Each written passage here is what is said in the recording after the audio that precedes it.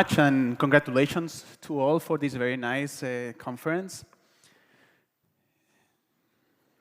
So I'm going to talk about this new control system that I have on the screen, and I'm going to focus on how we address modern control challenges using the software stack. So I'm going to focus on the software stack that we have here on the right, and tomorrow, Kikuchi-san from our team will present basically the hardware part, the hardware platform. So please, if you're interested, make sure that you will attend that talk. Okay, so I'm gonna focus my talk into the challenges and how we are addressing those challenges using our software stack. And I will describe each of those in more detail in a second. But basically, we have here ease of use. Ease of use. We want also the software stack to be open and adaptable. We want, of course, error diagnostics and error mitigation. And, of course, we want high performance. So let me introduce the first element of our software stack. Our software stack is divided into two. So one is what we call the SDK, the software design kit, which is the part that interacts with the user. And another one is what we call the operating system. So what we see here on the top is the SDK, which it's basically the API, the user-facing API, right? The API that we are going to use to operate the system. And what we see at the bottom is the operating system. So let's start with the SDK. So the SDK is important because it starts addressing the challenges that I described. And the first challenge is the ease of use. So at the ease of use, in this case, at all quantum levels. And I will describe this in a second. So at the end, what we want is we want to write experiments or to write quantum algorithms in a very easy way, right? We used to say in a few lines of code. So for this, we are providing an API which allows you to describe what you want in three levels, in the three quantum fundamental levels. So you can start from the very top, describing quantum circuits, if you want. And you can go to the very low level if you want to describe pulse sequences. And you can also address something in the middle by defining sequences of control Hamiltonians. And because this API uses, the API is the same for all those three levels, you can also mix them. So you can define, for example, a sequence of gates, and then all of a sudden you can put a waveform, or you can put a control Hamiltonian. So it's completely interchangeable. Another of the challenges of a modern control stack is it needs to be open and adaptable or flexible. Why? Because, of course, you want to embed your own IP, your own intellectual property. And the software stack is open. Our software stack is open in many aspects. But one thing which is very important is what we call linkers, or basically custom compiler passes. So for example, one thing you can do in our software stack is you can define a quantum circuit, and you can substitute in a compiler pass any node of that quantum circuit or quantum program by another quantum program. So for example, you can change a gate in a quantum circuit by an entire sequence of pulses, which is completely custom. It's really for you to define. Some other aspects of our software stack that demonstrates the flexibility and the openness are, for example, of course, accurate timing control. You need to define in typical experiments or in typical circuits, you need to define very well when you want to put pulses. You can do also parametric gates and pulses with strips. Of course, you want to do, for example, calibration, so you need to scan parameters and so on. You can define conditionality and subroutines. So, for example, for feedback operations.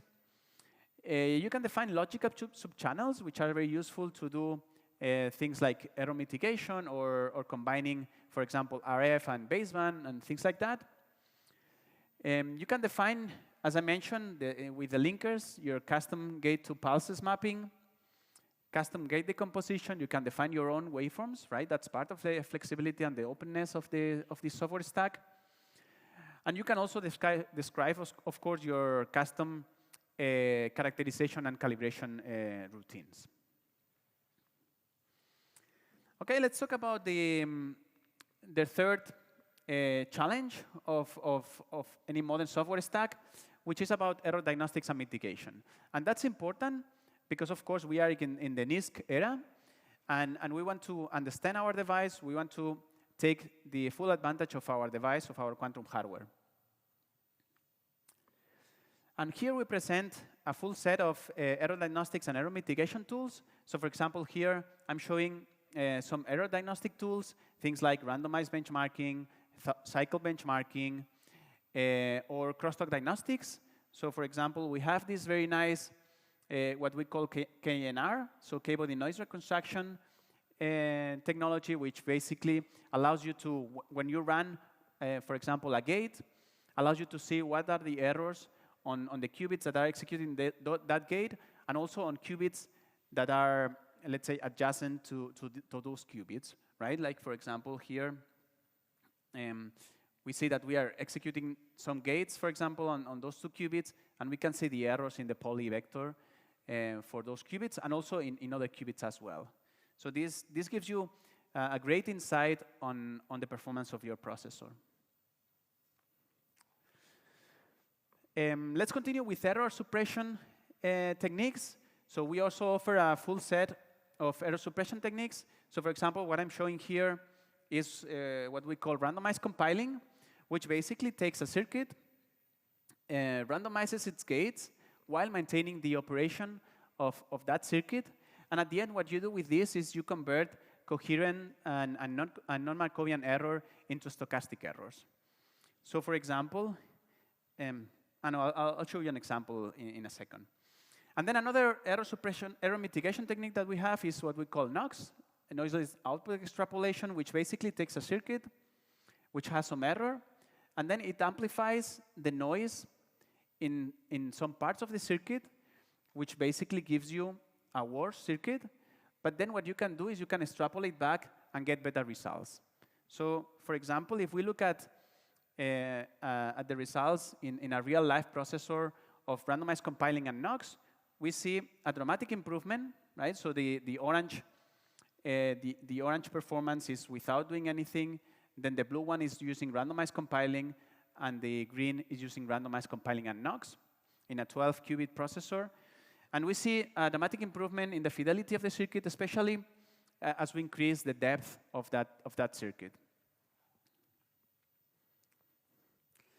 Okay, now let's talk about the operating system. So I told you at the beginning that our software stack has 2 parts. So the one that I described, the software SDK, which is the one that interacts with the user, but the operating system is the one that runs everything. And why is the operating system relevant? Well, it's relevant because it addresses the last challenge, which is high performance, right? We want to have high performance, and this is typically achieved using real-time digital signal processing, typically on FPGA, which is what we use in our control system, and feedback. So at the end, what we want is we want to have the highest experimental duty cycle.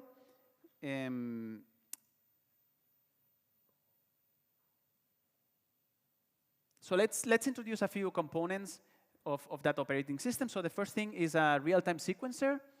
A real-time sequencer which does 2 things. One is it synchronizes all the instruments, and it executes events in all those instruments in a fully synchronized way and in a fully real-time based. So for example, here we will execute or we will generate the different pulses in a completely synchronized way and in a completely time-based way. And this is done with a technology that we call pathwave testing executive, which is our hardware sequencer. Of course, this gives us accurate timing control, and just to give you an idea, so we are talking about a turnkey skew between instruments of picoseconds, but it also gives us synchronization and repetitivity in the order of femtoseconds, which is basically limited by the phase noise of our hardware, which is really good.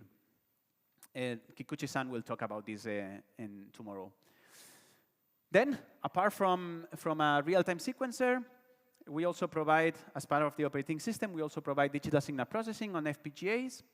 So, for example, here we see a typical readout scheme with the control module and the readout module for 5 superconducting qubits. And what happens on the FPGA is all this. So we have a signal demodulation in real time using custom IQ filters. So you can define your coefficients here. But basically, what those IQ filters do is they do averaging, and they also do digital down conversion at the same time, simultaneously, right? So after those filters, what we have is we have IQ points, and then we also have what we call a qubit state detector, which does the discrimination of those IQ points and gives you the qubit states, right, using a minimum distance algorithm. And by the way, this discriminator is a multi-level discriminator, so you can define more than one level, and if you have, for example, qubits or qubits in general, right? So, and all this happens on the FPGA at very high speeds.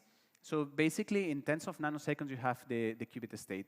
Why is this important? Well, this is important for 2 things. One is it reduces the data that goes to the PC, to the host PC, which is very important, of course, for performance, especially in big systems. But it also allows us to do fast feedback, right? Because you get the qubit states in real time, and then you can do fast feedback. Another portion of digital signal processing is on the generation side. So here, for example, is a simplified diagram of the FPGA that we have on the generator. And basically, what we see here is what we call the agile pulse generator, which works with this primitive. And this primitive, which is, of course, especially designed for quantum, this primitive is basically a primitive that does Z rotation, right, the virtual Z rotation, and also a pulse. And in this case, we are applying all the IF parameters in real time, so the amplitude, the frequency, the phase of that pulse, which allows you basically to do, for example, feedback operations, and also it allows you to do to reduce experimental dead time, so to perform things in a faster way. So using this gate decomposition, using this primitive, at the end you can do the most typical gate decomposition schemes, right? Things like virtual Z, X90, virtual Z, X90, virtual Z, for example, right? And then last portion of the operating system is what allows us to do feedback. Basically, you read a qubit, and then based on the readout result, then you execute something. And for this, what we use is basically a low latency communication system between all our instruments in the control system, which has 2 parts. One is inside one chassis, which is this star configuration, very fast, low latency star configuration. But also, if you have a multi-chassis system like this, for example, you can also have inter-chassis communication. So at the end, this is an all-to-all connectivity for fast feedback operation, which happens under the hood, completely transparent to the user. Okay, so, and finally, the last part, which is important in a software stack, is the link between the operating system, and which is what I just explained, and the SDK, which is the part that interacts with the user, right? And why is this link important? Well, because this link is the part that allows you to submit jobs remotely, right? So what we are showing here is a system we are going to release in which basically you can have, and this is, of course, needed in modern collaboration environments, in which we have remote users submitting jobs into a quantum control system, or into multiple quantum control systems, right? So just to finish, some takeaways. So I've shown you how we are addressing some of the challenges that are required for modern control systems using a complete software stack that has basically a user API that allows you to define experiments or algorithms at the 3 fundamental levels of quantum. so circuits, control Hamiltonians, and pulse sequences, with error diagnostics and error mitigation tools, which are extremely important in the NISC era, of course, and with high performance for ultra-short experimental dead times. But of course, apart from those features, it's a software stack which is extremely flexible, and it allows you to embed your own IP, right? Your own secret sauce. And things like defining custom mapping between gates and pulses, defining custom gate decomposition, custom waveforms, defining custom readout, like, for example, custom filters or custom IQ reference points for state discrimination, defining your own calibration processes, or defining your own error diagnostics and error mitigation routines. And thank you very much. I'm open for some questions.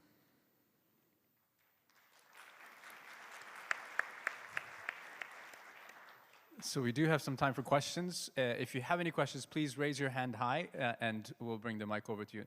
ご質問をお持ちの方は、 If you have questions, please raise your hand. We'll bring a microphone to you. どなたかいらっしゃいますでしょうか? Anyone? Thank you. 大丈夫そうでしょうか? Are we good?